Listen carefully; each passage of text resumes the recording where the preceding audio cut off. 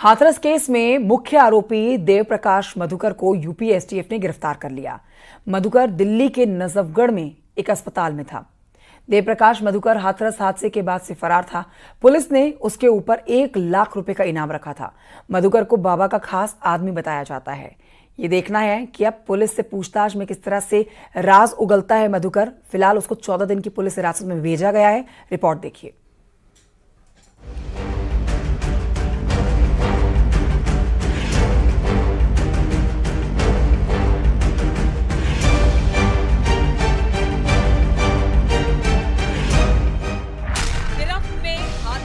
मुख्य आरोपी आखिरकार हाथरस हादसे का मुख्य आरोपी पुलिस की गिरफ्त में आ ही गया। हाथरस हादसे के मुख्य आरोपी देव प्रकाश मधुकर को हाथरस पुलिस ने दिल्ली से गिरफ्तार किया। पुलिस का दावा है कि उसे दिल्ली के उत्तम नगर इलाके से गिरफ्तार किया गया।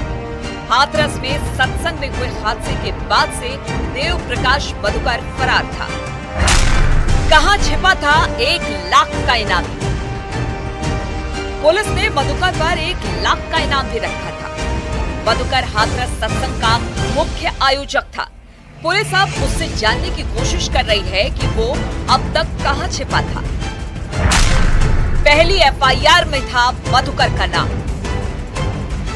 हाथरस हादसे के बाद जो पहली एफआईआर दर्ज की गई थी, उसमें देव प्रकाश मधुकर का नाम था। मधुकर ही हाथरस कार्यक्रम का मुख्य आयोजक था।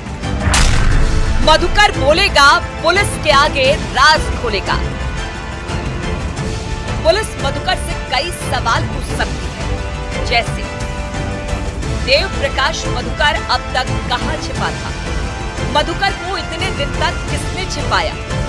मधुकर ने किसके कहने पर आयोजन किया था? बाबा को आयोजन में शामिल होने का न्योता किसने भेजा? हादसे के वक्त भोले बाबा कहां थे? उन्हें जानकारी कब हुई?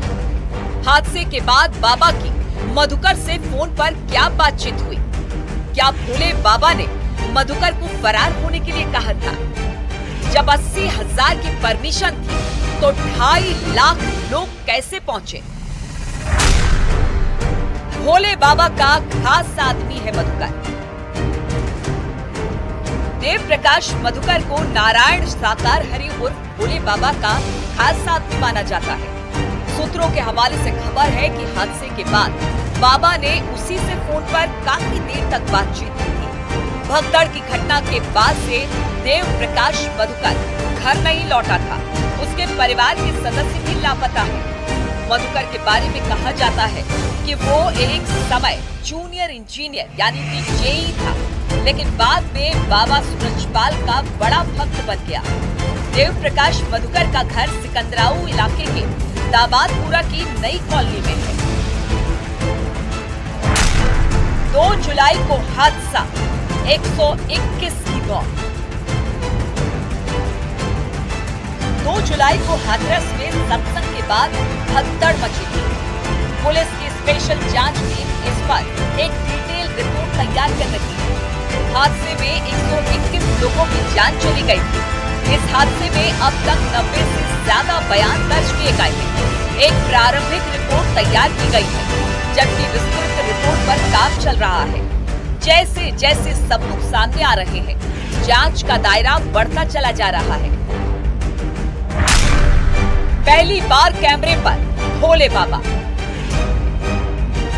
हाथरस हादसे को लेकर पहली बार भोले बाबा यानी नारायण साकार हरि ने कैमरे पर आकर अपनी बात रखी।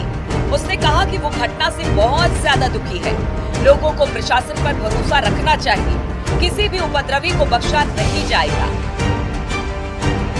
हाथरस के सिकंदराऊ में भगदड़ नारायण साकार हरि उर्फ भोले बाबा के सत्संग के दौरान हुई थी। एफआईआर के मुताबिक कार्यक्रम के लिए 80,000 लोगों के शामिल होने की इजाजत मिली थी, लेकिन कार्यक्रम में 2.5 लाख से ज्यादा श्रद्धालु शामिल हो गए थे।